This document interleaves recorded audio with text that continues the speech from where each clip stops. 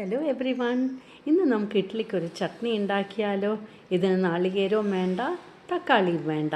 അപ്പോൾ അതാ ഇഡ്ഡലി മാവ് നന്നായി പൊങ്ങി വന്നിട്ടുണ്ട്. അപ്പോൾ ഇഡ്ഡലി ഉണ്ടാക്കാനായിട്ട് വെച്ചിട്ടുണ്ട്.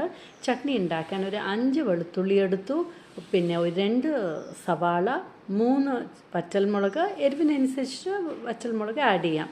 പിന്നെ കുറച്ച് കറി ലീവ്സ് നന്നായിട്ട് വഴന്നു വന്നപ്പോൾ 1 ടേബിൾ സ്പൂൺ പൊട്ടിക്കടല ആഡ് ചെയ്ത് കൊടുത്തു. നെല്ലിക്ക വലിപ്പത്തിൽ പുളിയും ആഡ് ചെയ്തു. എന്നിട്ടൊന്നും കൂടെ വഴറ്റി. പിന്നെ ഉപ്പ് ആഡ് ചെയ്ത ശേഷം നല്ല സ്മൂത്ത് പേസ്റ്റായിട്ട് ഇതാ അരച്ചെടുത്തിട്ടുണ്ട്. ഇനി നമുക്ക് സീസണിങ് ചെയ്യാം. അതിന് കടുക് പൊട്ടിച്ചു, ഉഴുതുപരിപ്പും ആഡ് ചെയ്ത് കൊടുത്തു.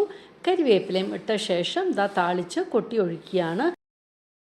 അതാ അടിപൊളി നാളികേരം കൂട്ടാതെ നമ്മുടെ തക്കാളി ചേർക്കാത്ത ചട്നി റെഡി ആയിട്ടുണ്ട്. ഇഡ്ഡലിക്ക് നല്ല ടേസ്റ്റിയാണ് ഈ ചട്നി. ഇതുപോലെ ഒന്ന് ട്രൈ ചെയ്ത് നോക്കൂ, നിങ്ങൾക്ക് ഇഷ്ടമാകും.